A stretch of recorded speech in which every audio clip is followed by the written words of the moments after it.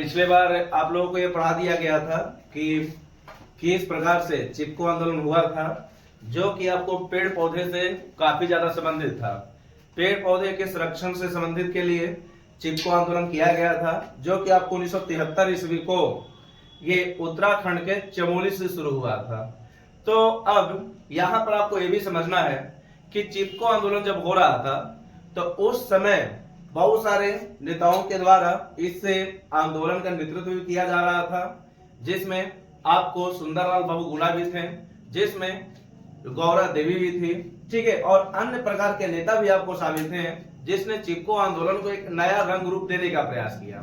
ठीक है, अब यहाँ पर ये समझेंगे कि अब उसी से मिलता जुलता एक शब्द है जिसका नाम है आपको अपिक्को आंदोलन। अपिक्को आंदोलन। अब एक और शब्द आपको मिलता है जिसका नाम है आपको अपिक्को आंदोलन। अब यहां पे ध्यान रखेंगे कि ये जो अपिक्को आंदोलन जो है एक टॉपिक इसलिए खास बन जाता है क्योंकि ये आपको मिलता जुलता ही शब्द है। वहां था आपको चिपको, यहां है आपको अपिक्को। ठीक है, चिपको का मतलब ये होता था कि पेड़ पौधे से चिपक जाना, पेड़ पौधों को सुरक्षा देना। यहां पर ये भी समझेंगे कि जो अपिक्को जो आंदोलन जो था, अपिक्को आंदोलन जो था, इस अपिक्को का कन्नड़ भाषा में, ठीक है, कन्नड़ भाषा में कहा जाता था, जिसका नाम था आपको अर्थ में अगर जानोगे तो ये था आपको गला लगाना। ठीक है, गला लगाना। ध्यान रखेंगे कि कन्नड़ भाषा में इसका अर्थ जो होता था ये होता था आपको गला लगाना। ठीक है, ये चीज समझेंगे। यहां पर हमें अपिक्को आंदोलन पढ़ना है और अपिक्को आंदोलन ठीक चिपको आंदोलन के 10 साल के बाद हुआ है। ठीक है, अब चिपको आंदोलन के 10 साल बाद हुआ है तो सोचने वाली बात यह भी है कि जब 10 साल बाद करेंगे तो सन 1983 ईस्वी में इसकी शुरुआत किया गया। ठीक है, क्योंकि वो आपको 1973 ईस्वी में शुरुआत हुआ था, तो 73 के ठीक 10 साल बाद अगर चलते हैं तो आपको 1983 ईस्वी में एक आंदोलन शुरू हुआ था। इस आंदोलन का नाम था आपको अपिक्को आंदोलन। ठीक है, अपिक्को शब्द इसलिए पड़ा क्योंकि अपिक्को का अर्थ ही होता है गला लगाना। ये कन्नड़ भाषा है, तो कन्नड़ भाषा भारत में एक राज्य में चलती है जिसका नाम है आपको कर्नाटक। ठीक है, तो अगर कहीं पूछ दे कि इस आंदोलन की शुरुआत कहां हुआ तो याद रखेंगे शुरुआत जो हुआ ये आपको हुआ कर्नाटक में। कर्नाटक में, ठीक है, ये चीज जानेंगे। देखिए यहां पर ये समझने का प्रयास करेंगे कि अपिक्को आंदोलन का जो मेन उद्देश्य ये था कि जिस प्रकार से चिपको आंदोलन में पेड़ पौधे के संरक्षण से संबंधित था, पेड़ पौधे के बचाने से संबंधित था, पेड़ पौधे को उगाने से संबंधित था, तो उसी प्रकार से याद रखना कि अपिक्को आंदोलन का मेन उद्देश्य यह था कि जितने भी पेड़ पौधे हैं सबको बचाया जाए। ठीक है, जितने भी पेड़ पौधे हैं और उसको काफी ज्यादा फैलाया जाए, उगाया जाए और उसको अच्छे से उपयोग किया जाए। ठीक है, इसलिए अपिक्को आंदोलन में एक मुख्य नारा बन गया, याद रखेंगे, बचाओ, उगाओ और उपयोग करो। ठीक है, बचाओ, उगाओ और उपयोग करो। ठीक है, ये चीज समझेंगे, उपयोग करो। अपने जब 1983 ईस्वी को इस आंदोलन की शुरुआत हुआ था, ठीक है, तो उस समय यह कहा गया था कि जितने भी लोग हैं सारे लोग पेड़ पौधे के संरक्षण से संबंधित रहेगा। ठीक है, पेड़ पौधे को बचाने से संबंधित रहेगा। पेड़ पौधे को बचाना ही है क्योंकि पेड़ पौधा रहेगा तो देश सुरक्षित रहेगा।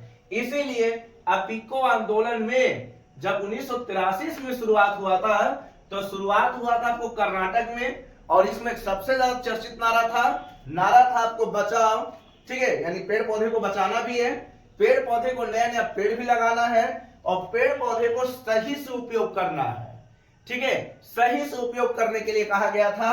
और इस अपिक्को आंदोलन में मेन उद्देश्य यह था कि पादप का संरक्षण करना, पादप का संरक्षण करना। ठीक है, पेड़ पौधे को बचाना।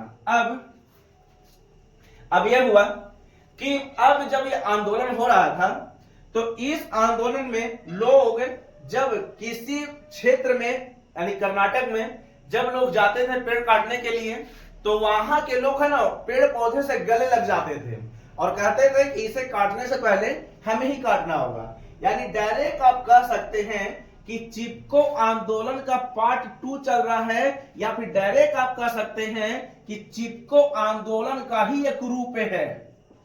ठीक है, चिपको आंदोलन का ही रूप है ये। जिस प्रकार से चिपको आंदोलन में हुआ था उसी प्रकार से आपको अपिको आंदोलन भी हुआ है। ठीक है, और इसमें यह भी कहा गया था कि पेड़ पौधे को आपको बचाना है, पेड़ पौधे काफी ज्यादा जरूरी है, पेड़ पौधे अगर रहेगा तो किसी भी देश के लिए काफी ज्यादा महत्वपूर्ण भी बन जाता है।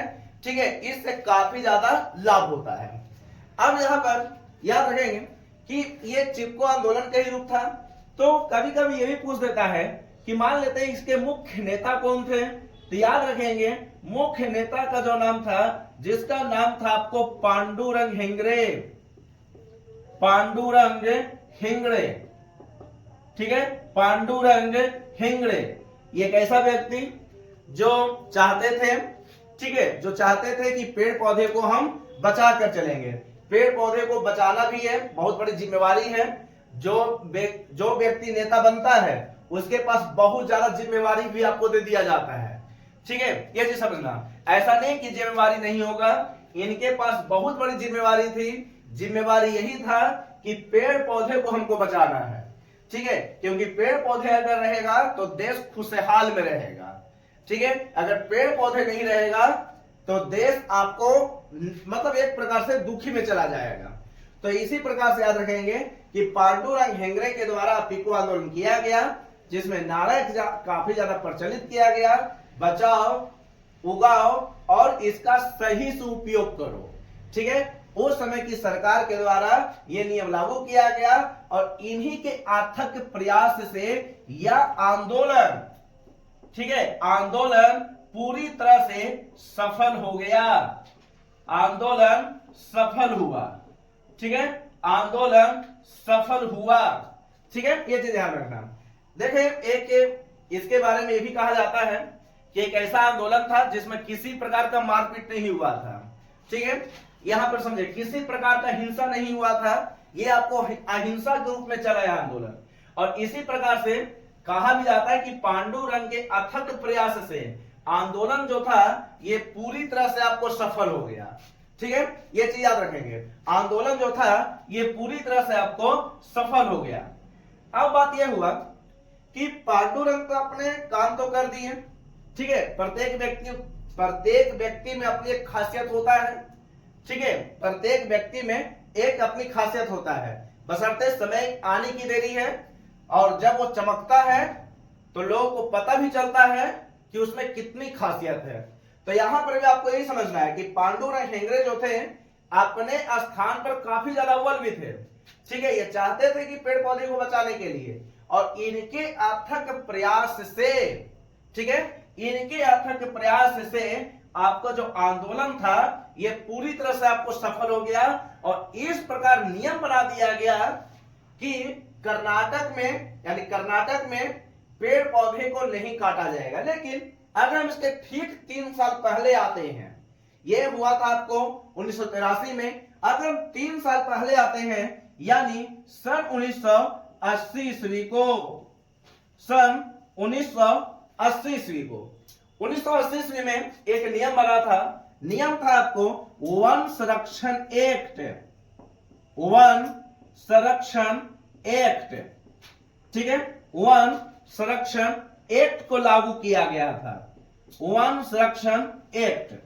अब ये क्या होता है, तो यहां पर याद रखेंगे कि इसके ठीक यानी 3 साल पहले, ठीक है, इंदिरा गांधी के शासनकाल नहीं था, क्योंकि इंदिरा गांधी आपको 66 से 77 तक की शासन की है। ठीक है, तो 1980 ईस्वी में एक नियम बना दिया गया। नियम था आपको जंगलों को बचाने के लिए एक नियम चालू किया जाएगा। ठीक है, और इस नियम में यह कहा गया कि अगले 15 वर्ष तक, ठीक है, सुना ध्यान से, अगले 15 वर्षों तक जंगल को नहीं काटा जाएगा, यानी पेड़ पौधे को नहीं काटा जाएगा, यानी 15 वर्षों तक पाबंदी लगा दिया गया। ठीक है, पेड़ पौधों को नहीं काटा जाएगा, इसके लिए पाबंदी लगाया गया। लेकिन ध्यान रखना, नियम बनता भी है और नियम बिगड़ता भी है। जैसे ये आपको 80 में बना था नियम, लेकिन 83 में फिर आंदोलन शुरू हो गया। तो आपको पहले बताया कि नियम आपको बनता भी है और नियम आपको बिगड़ता भी है, डिपेंड करता है कि सामने वाला कैसा है। ठीक है, ये चीज याद रखेंगे। तो इस प्रकार से अगर देखा जाए तो पिको आंदोलन बहुत ज्यादा सफल भी रहा पांडुरंग हेगड़े के कारण। और एक चीज और याद रखेंगे कि वन संरक्षण एक्ट भी लाया गया, जो कि आपको 1980 ईस्वी में आया गया, जिसमें यह कहा गया था कि 15 वर्षों तक कोई भी व्यक्ति नहीं, मतलब सरकार के तरफ से, ठीक है, ये किसी प्रकार का पेड़ पौधे को काटना नहीं है, काटना वर्जित है पूरी तरह से। और सबको यानी पेड़ पौधे को मतलब एक प्रकार से सफल भी माना जाएगा। ठीक है, और सबको सुरक्षा भी दिया जाएगा। तो इस प्रकार से देखा जाए तो पिको आंदोलन बहुत ही भिवियाई सवाल भी बनता है और इससे कई प्रकार का आपको सवाल भी आपको उत्पन्न होते हैं। अब इसके बाद एक अलग ही टॉपिक आपको पढ़ा दिया जाएगा। उस टॉपिक का नाम है आपको नर्मदा बचाओ अभियान। तब तक आप इस टॉपिक को आराम से उतारेंगे।